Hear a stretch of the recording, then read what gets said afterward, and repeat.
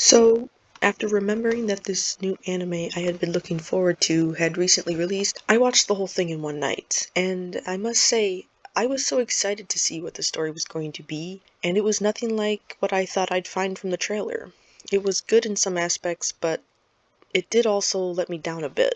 Now, before you click away or go to the comments to start hating me, I just want to give my opinion on the story, pacing, characters, and so on. So at least wait till the end. If you want to hate on me, at least do it with all my points in mind.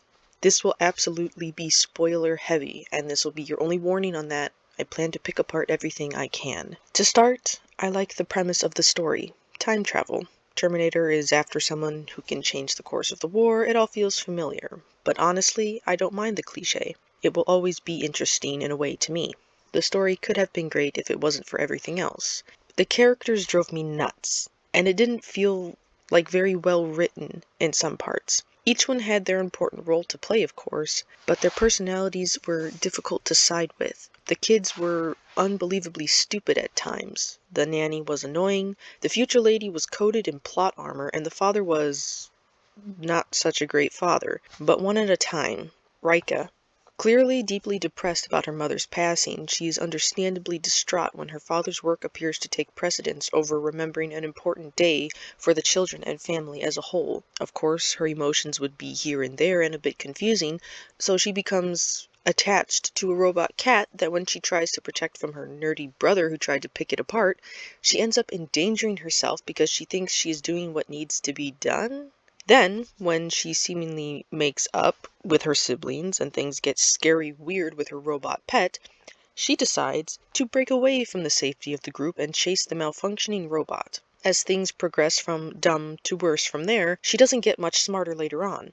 When the world is falling apart and the city is literally burning, she's been held hostage, hunted, and ignored by her father, she decides to go straight into the danger, to a theme park, because it was her mother's favorite place. Now, it could be understandable that she would be thinking about finding solace in a memory of her mother in a time where she has been experiencing the sights of war non-stop. But what gets me is that she is so absorbed in her own ideas that she doesn't stop to think, maybe this isn't a good idea and I should go find my father or my brothers. No, she thinks, my brothers will definitely be going to the theme park in the midst of all this bloodshed because that makes the most sense. Now, yes, I know she's a child, but she was intelligent enough to stand up for herself against her brother, who she clearly viewed in the beginning as being different enough from her that it angered her enough to run away. But now she blindly believes that they are all on the same page as the theme park, when it was only her idea the whole time. And if it was just her clinging to this idea due to trauma, that doesn't fly with me because I don't feel convinced the kids were truly scared. Moving on to Hero. The only one with sense that they should leave the underground unmanned construction site in the beginning. Smart kid, but poorly written later on. He is nearly murdered and cries for his life only to skip away a moment later and start playing. He is witnessing people get murdered and he shakes it off so soon. And once again, his actions don't convince me that he is just coping because of trauma. It almost felt like the writers forgot that the kids keep continuously going through traumatic experiences and they just reset in every scene. It had me convinced half the time that the kids were going to be little Terminators built by Father Absent. In his defense, though, I feel like he might be the youngest and he does have moments where his fear makes him turn to Misaki for comfort, direction, and protection. He becomes almost dependent on her to the point that her being a robot was not a problem, because he cares for her almost in a mother-son fashion, because she has always been there for them. He was a good character, but not always consistent. Kenta, possibly the only character with a worthwhile development. He is the nerd who tried to dissect the robot cat. He visibly struggles the most with what is happening around them, his emotions becoming apparently stronger and stronger until he nearly loses it on several occasions. Confused about the stranger his sister was left with, being hunted by a non-human, being surrounded by robots he was once fascinated with but now fears, and how to feel about his caretaker turning out to be a robot as well. He loses trust, and even tries to deactivate her and then kill her when he sees her snap and kill several people when in danger. I feel kind of sorry for him in the end, because it seems like he may have felt manipulated by so many different views. Misaki tried to reason with him that she had to kill a group of men because they were going to hurt them, but technically the children were not in danger, only Misaki was. She reacted to her life being in mortal danger, but she told the kid that they were all in danger. Her wording could easily be seen as a lie to someone who was terrified of what they just saw her do. I understand why he was so cautious of her and said that she was not protecting the children from the people, but only herself. He was also told in the end, the only point in which the story actually gripped my attention with pure interest, told by the Terminator that if he doesn't stop his father's creation, Kokoro, that she would kill him, that he needs to stop her so that an alliance in the future can happen and bring about some peace. It was an interesting revelation that, in my opinion, it almost felt like they waited too long to share. It brought about a huge breaking point for Kenta, because he was in the middle of trying to understand his complex emotions after his father nearly left him to die for the sake of his AI creation. He is then dragged away by the machine that has been hunting him down from the start, only to be protected by the same robot from the creepy army of robots Kokoro sent that came crashing in to stop them from shutting her down. I love how he is just locked in the room and just told to choose. Timothy Olyphant had very few lines as the Terminator, but they were each cold and, in my opinion, the best bit of voice acting in the series. So, yeah, I forgot to mention that the voice acting didn't do any favors for the story. So along with not seeing the characters convince me, I didn't hear them convince me either. Misaki. Where do I begin? Mr. Lee had way too much confidence in her ability to protect his children. He trusted her because he made her, but after she lost her memory due to sacrificing her CPU to boot up Kokoro, she is a timid housekeeper who I don't even understand how she ended up that way. In the flashback, when she awakens from her memory loss, she seems blank, but happy. But they introduce her as a scared woman, and I'm interested in how that change came about. Was it Lee yelling at her? In which case, if he cared so much for her and trusted her so much, why would he be so rough on her like that? She does not realize until later on that she is a machine, and she struggles with this revelation, since she so sincerely believed she was human after living for one for so long. But she is also a slightly inconsistent character. After having her arm ripped off by the Terminator, she flees in a panic with the children, and curses like she's cool like the future lady and turning into a hardened caretaker. Then immediately goes back to being ultra frightened, crying robot within a minute because a little boy said something that hurt her feelings. Now, I could let this slide if it felt like she was having some type of code flashback where she was remembering the hard times she came from with Malcolm Lee.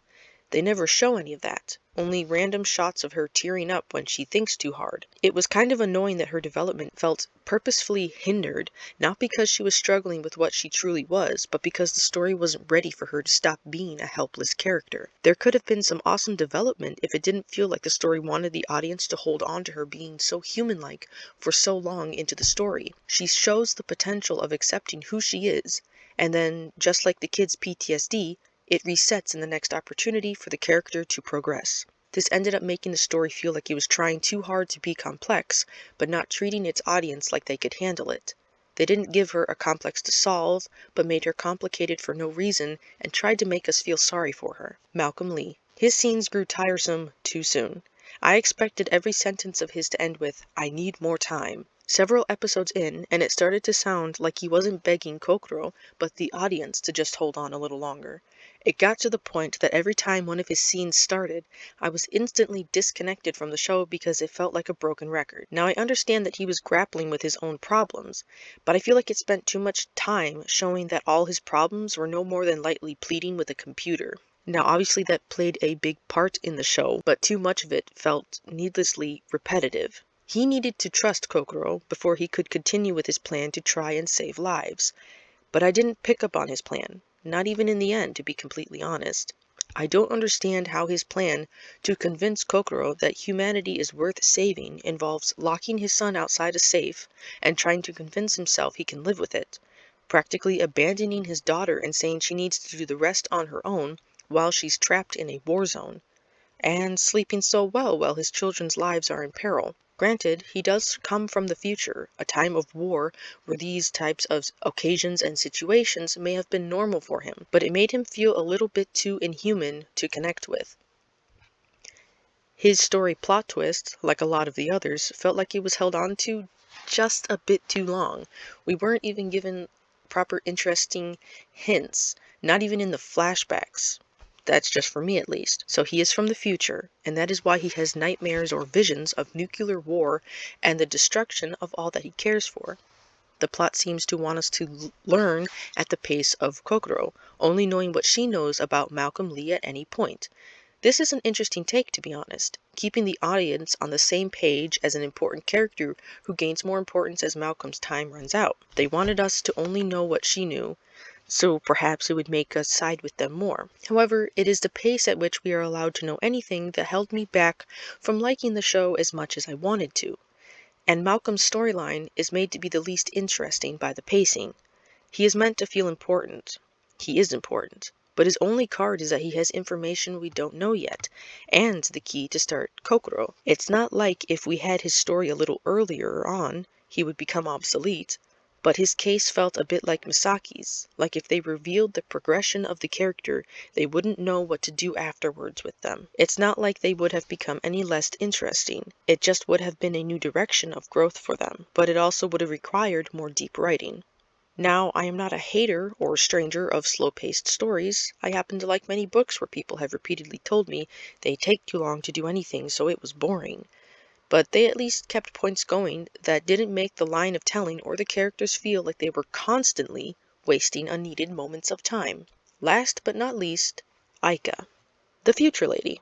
The show opens with her incredible prowess as a soldier in the war against the machines. She sets up to be a cool character who was chosen to be sent back to save the world. Her story made the most sense to hold on to any secrets for as long as it did, but she was a confusing character in her own right. At a point, I was speculating if she was a machine due to her inability to be stopped. She is faster than a falling truck, can jump incredibly high and far, and can take multiple punches in succession from the Terminator. You know, the killing machine that can snap a man's neck with one hand after being shot several dozen times. But no, she's human. This all checks out with human physicality traits.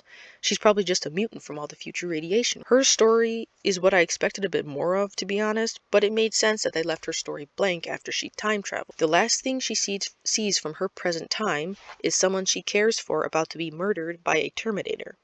The Terminator I honestly thought we were going to be seeing them deal with because it was in the teaser trailer. It is explained that she cannot travel back to the future or her previous present, so to leave off anything more from that time in the story makes sense, blocking out what we can't know because she isn't there to witness any of it.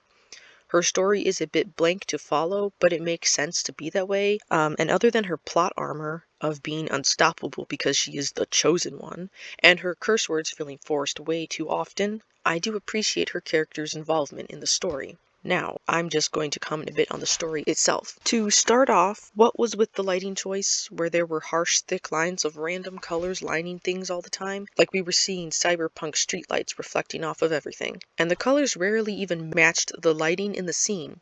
And that detail kept throwing me off. Was anyone else distracted by that? Now, the pacing felt a bit off and felt too much time was forced to focus on the slowest bits, as if that was supposed to add tension. But it didn't do much of that for me. It made me feel like the stakes weren't high enough, like they weren't important enough to get the screen time. So more time had to be spent on Malcolm's second bedroom, or a whole scene spent where Aika gets a lesson on time travel, which actually made it make less sense to me than when they simply briefly mentioned that she would be unable to come back in the first place. The story is obviously trying to build its world and its characters through these moments, but they often feel a bit unnecessarily long compared to the dangers that are surrounding the world and the characters. And although I said it made sense to leave the future out of the story as they did, because it brought about a sense of focus, especially when revealed that Aika is Malcolm's mother, so to continue learning about her past-present, which is the future, would not make much sense because no one immediately important to the story is in that time to witness anything aside from that. I think it would have been interesting if we got to see more of that timeline anyway. I'm not going to lie, I didn't see all the trailers before watching the show, so I thought the story was going to be in the future, or at least predominantly after the war. I thought they were going to have a bit of a T2 Judgment Day scenario, where a machine gets reprogrammed, learns the value of human life, and begins to help the humans in their fight against the AI corporate overlords, or Skynet, or Kokoro, or whatever rules the future. I mean, the show indicated that just one of these things appears capable of trampling over a whole human settlement by itself. Can you imagine the epicness of having just one on your side? It could have been an action fest as well as an interesting take on the story. But alas, we got what we got, and it was alright. but it definitely could have been good, if not great, by just adding a little more trust into the story they were trying to write. It felt too cautious. It needed a little bit more of that James Cameron not caring that the stunt to fly a helicopter under a low bridge could be dangerous and doing it anyway kind of energy. That is a stupid analogy, but I hope my point is understandable. The seriousness of the plot didn't feel like it took itself seriously enough. It's the Terminator. It isn't for kids, so why did the story feel like it was trying to lower its level of comprehension? I, as a longtime Terminator fan, was hoping for something new, and I got it, and I enjoyed it for what it was trying to be, but I couldn't enjoy it as much as I had hoped. Let me know your thoughts in the comments.